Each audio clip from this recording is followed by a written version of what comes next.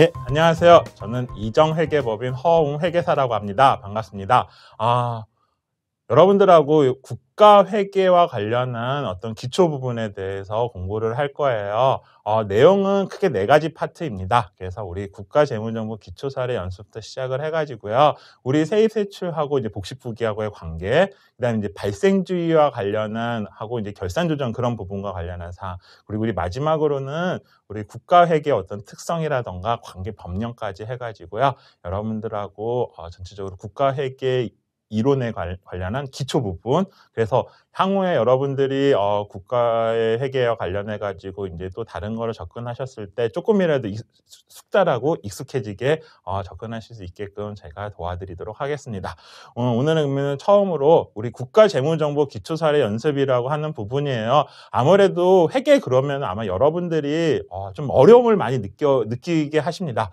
그래서 우리 보통 보면 차변, 대변, 숫자만 잔뜩 나와 있고 이렇게 하면은 여러분들 아무래도 회계라고 하는 게 약간 거부감도 느끼게 하기 때문에 지금 이번 시작을 통해 가지고 좀 더 수월하고, 그다음에 여러분들이 일상생활에 밀접하는 관계도 다 우리 국가회계 또는 이제 재무정보 이거 다 연결되기 때문에 이 부분부터 시작을 하도록 하겠습니다.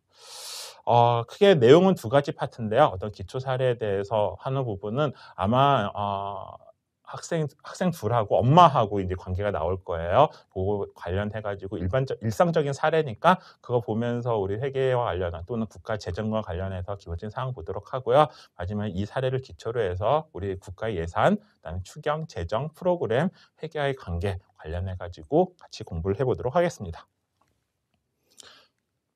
자, 상황이 나옵니다. 거기 여러분 한번 상황 한번 같이 보도록 하겠습니다. 거기 보시면 여학생 있죠. 좀 이렇게 보면 얼른 봐도 우리 조금 공부 좀 하게 좀 생겼죠. 그렇죠? 여학생이 나옵니다. 이 친구가 신촌에 살고 있나 봐요. 신촌에 살고 있는 K대생인 효주라는 학생입니다. 자, 엄마로부터 9월분 용돈 50만 원을 받기 위해서 사용의 내역에 대한 예산서를 작성을 해야 되는 상황입니다. 저희 이제 K대생에서 일단은 편하게 고려대학교 고대생이라고 하겠습니다. 자, 효주가 생각하기에는 교통비 10만 원, 부모님께 10만 원도 학원 목적 8만 원, 문화생활 목적 2만 원 이렇게 구성이 됐고요. 통신비 8만 원, 그다음에 식대 20만 원, 교재비 5만 원, 의료비 4만 원, 그다음에 혹시 모르니까 예비비 3만 원으로 구성될 것으로 예상하고 있습니다. 내용 별로 어렵지 않으시죠? 그렇죠? 일반적으로 여러분들 용돈에 대한 계획서 아니면 가계부 이런 거 생각하셔도 돼요. 자, 다음 페이지 한번 볼까요?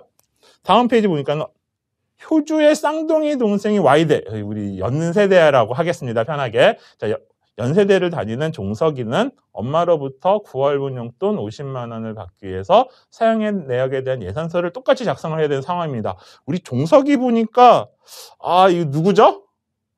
그쵸? 여러분 알고 있는 피카츄긴 피카츄인데 조금 좀 술을 많이 좋아하는 것 같아요. 그렇죠?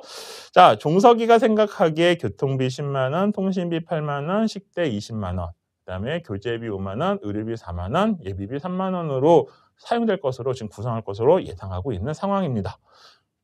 여러분 우리가 국가회계 거창하게 시작했지만 사실 이 나와 있는 사례 보면 여러분들 어떠세요?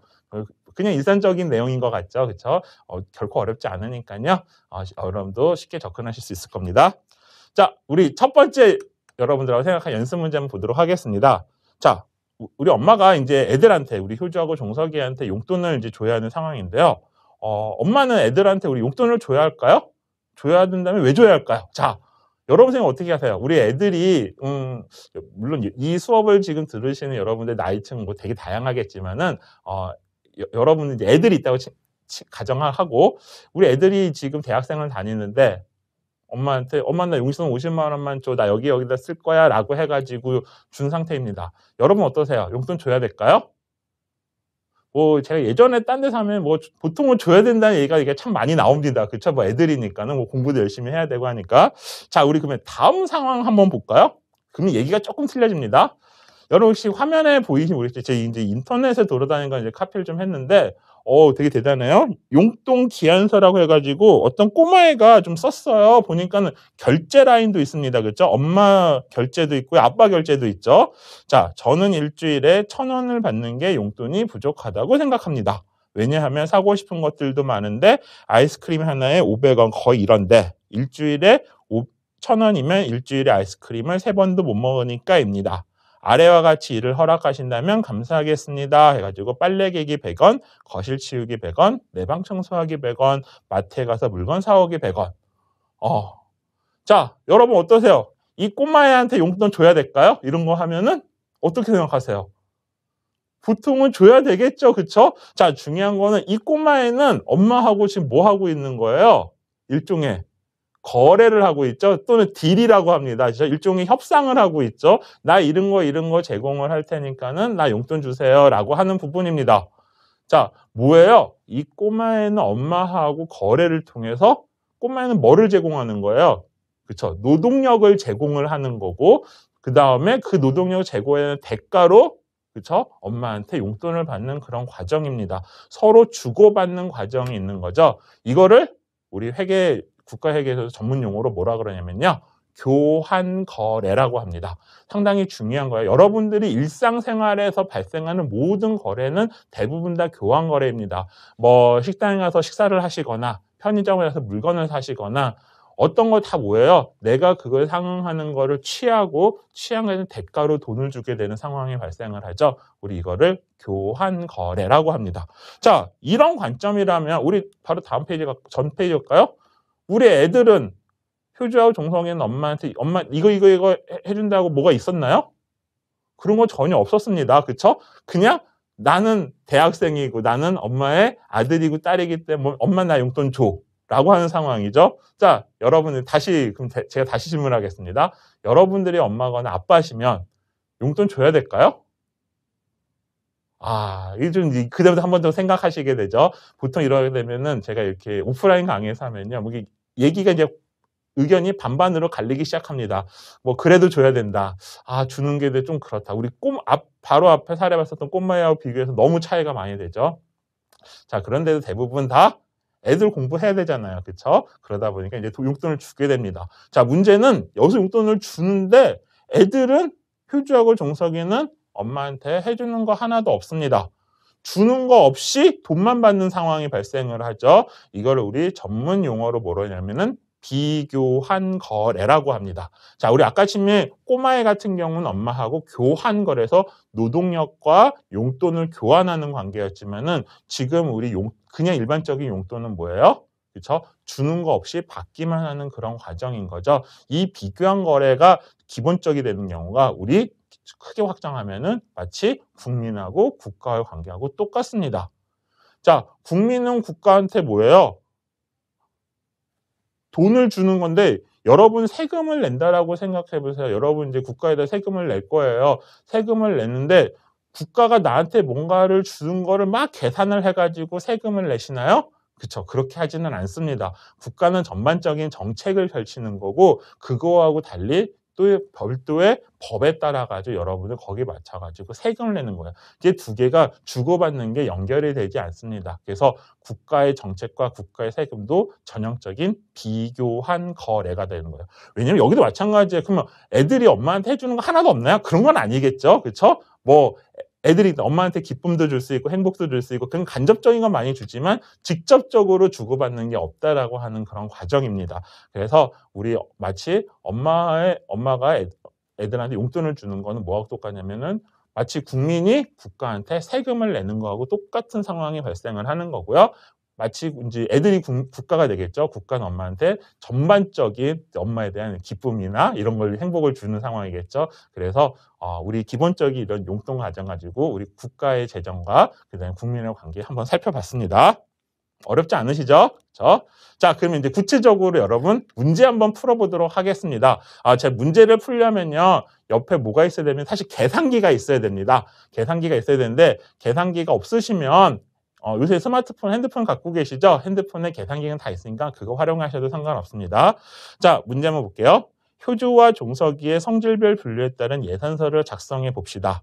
성질별 분류란 지출의 성격에 따라 구분하는 걸 의미하고요. 교통비, 식대 등의 구분이 성질별 분류를 의미합니다. 라고 해서 효주의 성질별 예산서하고 종석의 성질별 예산서가 예시가 있어요. 자, 보이는 숫자가 있죠? 교통비 10만 원, 그다음에 종석의 교통비 10만 원 이렇게 돼 있어요.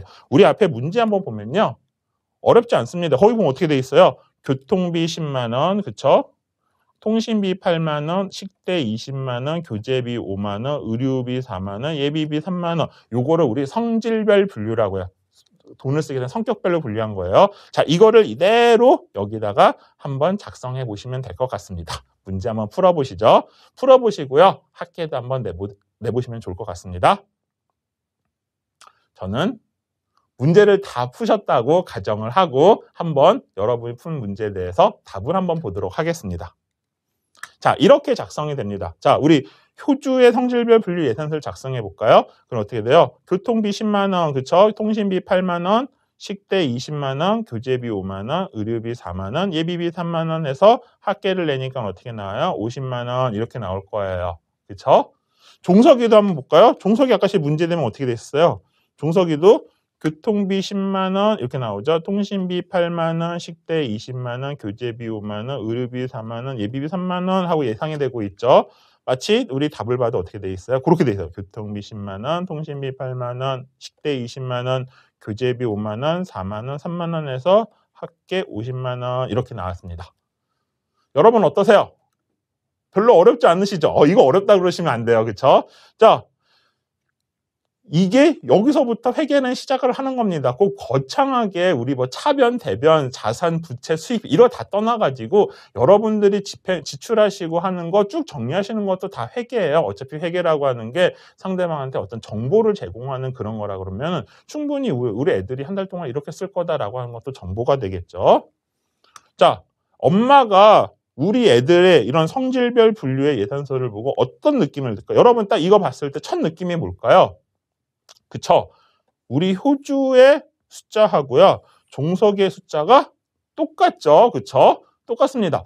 아, 우리 아들, 딸하고 아들하고 행태를 보면은 딸은 좀 범생이죠. 그쵸? 아들은 술을 많이 좋아하죠. 뭔가 차이가 날 것 같은데 실제 내역을 보면은 똑같습니다. 물론 둘 다 나이도 같고 대학생이고 뭐 뭐 똑같을 수도 있어요. 뭐 그렇지만은 좀 이상하다고 생각을 하죠. 이거 가지고 충분히 우리 애들이 한 달 동안에 뭐 하고 다니는지 잘 모르겠습니다. 자, 사실 하나 더 하면요. 엄밀히 말하면 종석이 선생님이 약간 이상해요. 우리 문제에 뭐 있었는지 아세요? 이 친구도 어디서 살고 있었어요? 그렇죠. 신촌에 살고 있었죠. 자, 신촌에서 고대는 좀 거리가 됩니다. 그다음 신촌에서 연대는 바로 거기죠. 자, 그래서 사실은 교통비나 이런 것도 보면 오히려 효주가 더 많이 들어가고 식대는 더 많이 들어갔는데 둘이가 똑같다라고 하는 게 엄마 입장에서 조금 깨름직하긴 합니다. 그렇지만 뭐 우리 아들, 딸 믿으니까 이렇게 쓰겠다라고 하는 또 아니라고 얘기할 수는 없죠. 그래서 엄마가 추가적으로 두 번째 이제 문제를 내주기 시작합니다. 뭐냐? 이번에는 성질별로 구분하지 말고 목적별로 한번 분류해봐라 라고 해가지고 목적별 예산서를 작성을 하도록 요구를 했습니다. 목적별 분류가 뭐냐면요. 지출의 목적에 따라 구분하는 걸 말하고요. 학업 목적, 사교 활동 목적 등의 구분이 목적별 구분이라고 합니다. 이게 무슨 말이죠? 우리 문제 한번 다시 돌아가 볼까요? 문제 돌아가면요. 이런 거 있습니다. 교통비가 10만 원인데 효주 같은 경우는 가로 열고가 있어요. 학업 목적 공부하는데 8만 원, 문화생활 목적 2만 원. 그럼 통신비도 어떻게 됐어요? 학업 목적 5만 원, 문화생활 목적 2만 원, 사교활동 목적 1만 원. 식대는 학업 목적 14만 원, 문화생활 목적 4만 원, 사교활동 목적 2만 원. 이렇게 구성되어 있습니다. 종석이 한번 볼까요? 종석이는 교통비 10만 원이 보니까 학업 목적 2만 원, 사교활동 목적 8만 원. 친구들하고 노는데 8만 원 쓰는 거고 사교활동이 친구하고 노는 거겠죠. 학원 공부하는데 2만 원 이렇게 생각하시면 됩니다. 식대도 보니까 공부하는데 3만 원, 문화생활 목적 2만 원, 사교활동 목적 15만 원 이렇게 되어 있습니다. 요 뒤에 가로에 있는 부분이 뭐가 되면은 목적별 분류라고 하는 이 목적이 됩니다. 그렇죠? 자, 그러면 여러분들 한번 작성을 해보도록 하겠습니다. 자, 거기 보면요. 효주 거에 교통비가 나가는 아마 10만 원이 나갈 거예요. 학업 목적 8만 원, 문화생활 2만 원, 사교활동 빵, 저축 빵 이렇게 나올 겁니다. 그렇죠? 종서희 같은 경우는 전체 10만 원이 학업 목적 2만 원, 사교활동 목적 8만 원, 문화생활하고 저축은 빵 이렇게 표시가 될 거예요. 나머지도 여러분 한번 작성해 보시기 바랍니다. 쪽에서 통신비, 식비, 교재비, 의료비, 예비비 작성해 보시고요. 종서기도 마찬가지 한번 작성해 볼게요. 그리고 뭐 더 해야 돼요? 학계도 계속 몇 번 내야 돼요? 5번씩, 2번, 5번씩 내야 되겠죠? 그쵸? 한번 연습해 보도록 하겠습니다. 네, 그러면 연습이 됐다라고 가정이 하고, 그쵸? 하고, 여러분들하고 이거 한번 잠깐 이렇게 멈췄다가 이렇게 들으셔도 되겠죠? 그쵸? 자, 답을 한번 보도록 하겠습니다. 자, 우리 효주하고 종서를 딱 보니까 뭐예요? 쭉 하다 보니까 효주는 전체 50만 원은 어디다 제일 많이 써요? 그쵸? 학업 목적에 36만 원 쓰고요. 문화생활 목적에 8만 원을 쓰고 사교활동 목적에 4만 원을 쓰고 어휴 저축도 안 해요. 저축 2만 원을 씁니다. 그쵸? 우리 종석이 한번 볼까요? 50만 원 어디다 제일 많이 써요? 그쵸? 친구하고 노는 데 제일 많이 쓰죠. 35만 원, 공부하는 데 12만 원, 문화생활 목적 3만 원 이렇게 쓰고 있습니다. 자, 일반적인 엄마라면 또는 아빠라면 이거 딱 보는 순간 첫 반응이 뭘까요? 여러분들이 일반적인 한국의 엄마하고 아빠입니다. 뭐예요? 일단 종석이부터 부르죠. 야이 XX부터 부릅니다. 그렇죠? 그리고 뭐예요? 비싼 밥 먹이고 비싼 돈 들여서 학교 보내놨더니 맨날 뭐 하고 다녀요? 그렇죠? 술 먹고 다니죠. 그렇죠? 그렇지 않아도 우리 아들의 행태 아까처럼 뭐였어요? 피카츄가 술에 쪄들었었죠. 그렇죠? 우리 딸은 어릴마다 범생이었죠. 아니나 다를까 숫자 따고 보니까 뭐예요? 공부 열심히 하죠. 그렇죠? 자, 쉽게 얘기하면은 이 목적별 분류의 장점이 뭘까요? 딱 보는 순간 우리 애들이 한 달 동안에 뭐 하고 다니는지가 눈에 확 보입니다. 아니나 다를까 우리 효주 평상시에 하는 거하고 똑같이 공부 열심히 하고요. 그렇죠? 문화생활이나 사교활동 이런 거 오히려 더 적게 하죠. 그렇죠? 조금 저는 아빠 입장에서 걱정되긴 해요. 한국 사회에서는 뭐가 중요해요? 그렇죠. 이게 친구들하고 네트워킹 관계가 중요한데 너무 공부하는 데만 지금 집중하고 있는 것 같아요. 반대로 우리 종석이는 술 너무 많이 좋아하죠. 지금 친구들하고 노는 거 너무 좋아하고 공부하는 거 전체 한 20% 정도 합니다. 그렇죠? 전체 생활에. 자, 뭐예요? 이 목적별 분류라고 하는 예산서를 딱 주는 순간 그쵸? 우리 애들이 뭐 하고 다니는지가 한눈에 확 들어옵니다. 아까 침에 우리 봤었던 성질별 분류 한번 볼까요? 이거 보고 있으면요. 뭐 하고 다니는지 잘 모르겠죠. 그쵸? 뭐 교통비로 저 정도 들고 밥 먹었는데 들고 이렇게만 아는 거지. 사실 이런 식으로 분류를 하니까 뭐가 되는 거? 우리 애들이 뭐 하고 다니는지가 금방 알게 되는 상황이 발생을 합니다. 즉 뭐냐면은 목적별 분류로 우리가 정보를 제시하게 되면요. 정보를 이용하는 사람, 누구야? 엄마죠. 엄마 입장에서는 많은 정보를 얻게 됩니다. 그런데 반대가 또 있어요. 그럼 애들 입장에서는 사실은 아까 침에 작성했던 이 성질별 분류하고요. 그 다음에 지금 작성한 이 목적 분류 차이가 뭘까요? 두 가지가 있습니다. 첫 번째는 뭐냐면은 여러분 이거 한번 진짜 여러분들이 연습에 작성했다 그러면요. 아까 침에 성질별 분류하고 지금 목적별 분류하고 시간이 많이 차이가 날 겁니다. 왜요? 아까 침에는 뭐야 보고 한 줄만 쓰면 됐죠. 학계도 몇 번만 내면 됐어요? 한 번만 냈으면 됐습니다. 용석이도 마찬가지 한 줄만 쓰면 되고 학계도 한 번만 내면 돼요. 그런데 우리 목적별 분류로 가면은 몇 번 써야 돼요? 한 번, 두 번, 세 번, 네 번, 5번 써야 되겠죠. 그렇죠? 5줄 써야 되고 학계도 1, 둘, 셋, 넷, 5번. 5번을 학계를 계산기를 두드려야 됩니다. 쉽게 얘기하면 뭐예요? 노력이 많이 들어갑니다. 힘들겠죠? 이게 지금 5개밖에 안 된다고 했지 이게 만약에 대한민국 정부라고 생각해보세요. 어마어마하게 많을 거예요. 그렇죠? 노력이 많이 들어갈 수밖에 없어요. 두 번째 이유가 또 있습니다. 이게 진짜 중요합니다. 자, 만약에 여러분들이 효주라고 생각해 보세요. 이렇게 하면은 기꺼이 씁니다. 왜? 이거 쓰고 해가지고 엄마한테 제시를 하면은 엄마가 당연히 좋아할 거잖아요. 안 혼났는데 여러분들이 종석이라고 생각해 보세요. 자, 아까 뭐랬어요? 딱 이거 보는 순간 우리 일반적인 엄마 아빠 같으면은 일단 욕 한 소리 듣고요. 한 대 맞고요. 그 다음에 한 소리가 있죠. 너 이렇게 다닐 거면은 용돈 없다고 그런 얘기 많이 합니다. 아니나 다를까 이렇게 하면 종석 입장에서는 이거 쓰고 싶겠어요? 안 쓰고 싶겠어요? 쓰고 싶지가 않죠. 쓰고 싶지가 않음에도 불구하고 써야 되는 상황입니다. 즉 자기 마음속에 있는 걸 다 드러내야 되는 그런 상황이에요. 자기가 한 달 동안 뭐 하고 있는지도 다 오픈을 해야 되겠죠. 여러분 입장이라고 생각해 보세요. 하고 싶겠어요? 하고 싶지가 않습니다. 그렇죠? 가급적이면 나만의 비밀은 나만의 소중하고 가지고 싶지 다른 사람한테 알려주고 싶지가 않은 거예요. 즉 뭐냐면은 이렇게 목적별 분류를 해버리면 뭐예요? 그만큼 노력도 많이 들어가게 되고요. 두 번째는 뭐예요? 제공하고 싶지 않은 정보도 더 많이 제공을 해야 되는 상황이 발생을 합니다. 이거를 이제 국가로 확대를 하게 되면요. 여러분 아까 우리 봤었던 성질별 분류가 여러분 뭐냐면요. 여러분 예산 편성 지침에 따라서 세목에 따라서 이렇게 분류하잖아요. 그렇죠? 뭐 인건비, 물건비 또는 운영비, 일반 수용비, 업무 추진비 이렇게 구분해서 예산 편성하는 그런 과정이 우리 성질별 예산이라고 하는 거고요. 이렇게 목적별로 쉽게 얘기하면 요 위에 학업 목적 이거 대신에 뭐 집어넣으면 돼요? 정책 사업을 집어넣으면 됩니다. 정책 사업별로 예산을 편성하는 거 뭐라고 하는지 아세요? 들어보셨어요? 프로그램 예산이라고요.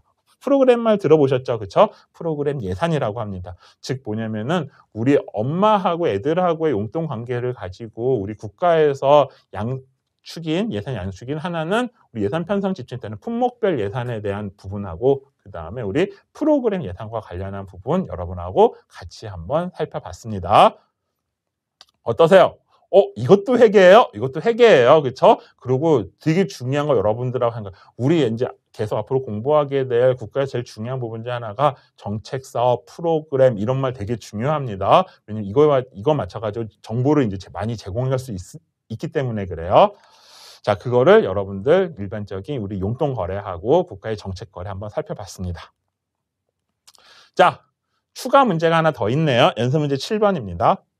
자, 종석이가 예산서를 작성해서 엄마한테 제출한 이후에 이게 무슨 말이냐면요. 마치 국가에서 기획재정부가 이제 행정부를 대표를 해가지고 예산안을 편성을 하면 우리 국회에 제출하잖아요. 그렇죠? 언제 제출하죠?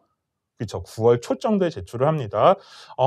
지금 그래서 9월 초에 하면은 10월, 11월 계속 예산 심의를 해가지고 12월 초에 확정을 하죠. 자, 예산서를 제출을 해서 엄마한테 제출한 후에 엄마가 이제 승인을 떨어졌습니다. 승인이 난 이후에 9월 중에 여자친구 생일이 있다는 사실을 깜빡했으면 알게 됐습니다. 엄마한테 용돈 받기로 했는데 이 친구가 지금 정신이 없습니다. 여자친구 생일이 되게 중요하죠. 여친 생일, 남친 생일 상당히 중요합니다. 여러분 마찬가지 1년 중에 제일 중요한 날이 언제예요? 그렇죠? 결혼기념일이 중요하고요. 남편, 아내 생일이 되게 중요하죠. 그렇죠? 자, 생일 있다는 사실을 깜빡했습니다. 큰일 났죠. 그러다 보니까 이제 생일 선물 마련해야 되니까는 자, 엄마한테 용돈을 더 달라고 하면 혼날 것 같아. 그래도 약간의 정신이 있네요. 엄마한테 여친 생일 선물 사게 용돈 주세요라고 하면은 여러분들이 그런다고 생각해 보세요. 애들이 많은 분들이 이렇게 하면은 되게 서운하다 그러시더라고요. 자, 혼날 것 같아가지고 아르바이트를 해가지고 30만 원을 벌고 친구한테 20만 원을 빌려가지고 자, 친구한테 빌린 건 10월에 갚아야 됩니다. 50만 원짜리 선물을 사려고 합니다. 지 한 달 용돈이 50만 원인데 여친 생일 선물로 50만 원에서 사려고 해요. 그렇죠? 약간 정신이 없죠. 어쨌든 50만 원짜리 선물을 사려고 하는 상황입니다. 자, 엄마의 용돈, 아르바이트 수입, 친구한테 빌리는 각각 어떠한 공통점과 어떤 차이점이 있을까요? 자, 상황은 여러분 충분히 이해되셨죠? 자, 엄마한테 용돈을 받기로 하고 결정이 난 다음에 여친 생일을 깜빡했으면 알게 됐습니다. 그래가지고 아르바 30, 남친한테 20만 원 빌려가지고 50만 원짜리 생일 선물 사려고 했습니다. 자, 공통점이 뭘까요? 자, 엄마한테 받은 용돈, 알바 수입, 친구한테 빌린 돈은 전부 다 하면 하나의 공통점이 있습니다. 뭐냐면 어쨌든 종석이의 9월 달에 한 달에 호주머니에 들어온 돈은 얼마예요? 100만 원이 되겠죠. 그렇죠? 100만 원을 구성하는 재원이 됩니다. 이걸 뭐라 그러냐면은 수입 또는 세입이라고 하는 거예요. 즉 수입 또는 세입의 재원이 된다는 측면에서는 엄마의 용돈과 아르바이트 수입과 친구한테 빌린 돈은 공통점을 갖고 있습니다. 그런데 세 개는 얼른 봐도 조금씩 다른 것 같죠? 맨 처음에는 엄마한테 받은 용돈과 알바 수입을 하나로 묶고요. 친구한테 빌린 돈을 하나로 묶어보겠습니다. 이 둘과는 차이가 있어요. 어떤 차이가 있을까요? 그쵸? 뭐 친구한테 빌린 돈 갚아야 되고 나머지는 안 갚아야 돼. 그것도 있지만은 그게 갚아야 된다는 의미의 제일 중요한 건 뭐냐면요. 친구한테 빌린 돈 언제 갚아야 돼요? 10월 달에 갚아야 되죠. 10월 달에 특별한 거 없으면은 종석이는 50만 원의 용돈을 받게 됩니다. 그렇죠? 받게 되는데 그 중에서 20만 원을 갚아야 되는 상황이죠. 그러면 종석이가 10월 달에 쓸 수 있는 돈은 범위가 좀 얼마밖에 안 돼요? 그렇죠. 실질적으로 쓸 수 있는 30만 원밖에 되지 않습니다. 50만 원 받아가지고 아까 지금 70분 35만 원고 술도 마시고 그래야 되는데 술 먹는 것도 줄어들어야 되고요. 또 공부도 하고 해야 되니까는 약간 빈곤하게 살 수밖에 없겠죠. 즉 친구한테 빌린 돈이 뭐냐? 이건 갚아야 될 돈이면 또 한편은 뭐예요? 그렇죠. 다음번 지출할 때 영향을 미칩니다. 내가 지출하는 범위에 영향을 미쳐요. 마치 국가가 채무가 많이 있으면요. 이후 우리 미래 세대들은 미래 세대 똑같이 세금 걷어서 돈을 써야 되는데 쓰는 거의 일부가 다 뭐예요? 채무를 갚아야 되는데 소진하게 되면 막상 우리 미래 세대는 써야 되는 그 미래 세대가 필요한 정책 쓰는데 그 재원이 줄어드는 단점이 하나 갖고 있습니다. 자, 그리고 엄마한테 받은 용돈과 아르바이트 수입도 분명히 차이가 있어요. 뭐가 있을까요? 엄마한테 받은 용돈은 엄마한테 뭔가 제공하는 거 없이 돈을 받았죠. 아까 무슨 거래라 그랬어요? 비교환 거래라고 했습니다. 근데 이건 이제 수익이니까 뭐라고 하냐 이거를 이제 회계용어로 비교환 수익이라고 해요. 그럼 알바 수입은 뭘까요? 뭔가 노동력을 제공을 하고 벌었겠죠. 그래서 이거를 교환수익이라고, 아까 이제 교환 거래라고 했잖아요. 이건 이제 회계용어로는 교환수익이라고 합니다. 즉 엄마한테 받은 돈과 알바 수입은 똑같이 수익이라는 용어 회계 계정 과목을 쓰는데 수익 중에서 엄마한테 받은 용돈은 비교환 수익, 아르바이트 수입은 교환 수익, 친구한테 빌린 돈은 우리 부채라고 하는 거예요.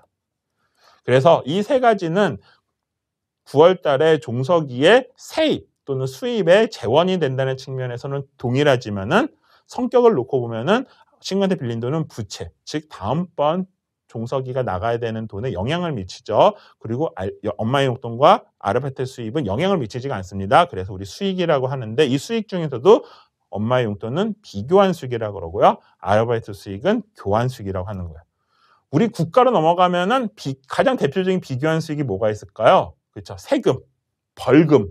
벌금도 국가의 수익이 되겠죠. 그다음 각종 부담금 이런 것들이 전체적인 비교환 수익이 되는 거고요.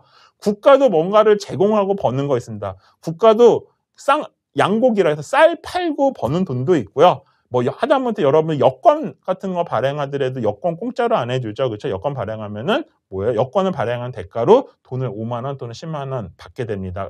받게 되죠. 그것도 교환 수익인 거고 하다못해 국립대학교 운영도 애들한테 공짜로 제공하지 않잖아요. 일정 부분 수업료하고 입학료 다 받습니다. 그것도 일종의 교환 수익이 되는 거예요. 자, 그러면 우리 기본적인 이런 사항 엄마한테 예산서 작성을 하고 나서 제출을 하고 나서 깜빡해서 새로운 사건이 발생했죠. 이걸 뭐라고 그래요? 우리 정부에서는 그렇죠. 추경이라 그러죠. 그렇죠? 추경의 상황에 대해서 여러분들하고 우리 국가에서 재정 활동 중에 비교환 수익, 교환 수익, 그다음에 부채와 관련해 가지고 여러분들하고 공부를 했습니다. 자, 이런 사례를 기초로 해서 우리 국가의 예산 추경 재정 프로그램 회계 관계 한번 살펴보도록 하겠습니다. 자, 우리 예산이라는 게 뭐예요? 그렇죠? 돈이 나가기 전에 사전에 계획된 걸 말합니다. 근데 단순하게 어떤 성질별로 계획을 짤 수도 있어요. 그걸 우리 품목별 예산이라고 하는 거고요. 국가가 어떤 사업을 하기 위한 사업별로 짤 수도 있습니다. 그걸 뭐라 그랬어요? 프로그램 예산이라고 했죠. 우리 아까 문제에서 뭐였어요? 성질별로 짜느냐, 목적별로 짜느냐 이거의 차이도 한번 봤고요.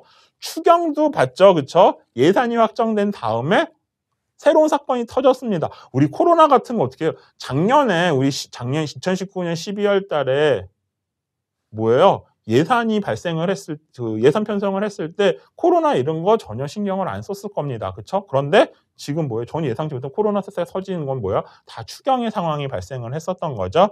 그렇죠? 올해 같은 경우 1차 뭐 2차 이렇게 있었죠. 그렇죠? 전체 3차 추경 얘기가 또 나오고 3차 이제 그 재난지원금 얘기도 나오고 예산도 지금 뭐 3차 추경까지 같이 가 있는 상황이죠. 4차 추경을 해야 되네 말아야 되네. 아마 연도가 거기서 나서 그런 건 좀 어렵지 않을까 싶은 생각도 좀 들고요. 이 모든 전반적인 과정은 뭐예요? 재정이죠. 그 다음에 프로그램 제가 말씀드렸죠. 어떤 목적별로 분류해서 짜는 걸 프로그램이라고 하고요. 그 다음에 이제 엄마한테 뭔가를 정보를 제공하는 과정, 숫자를 정리를 제공하는 과정이죠. 이걸 뭐라고 그러는 거예요?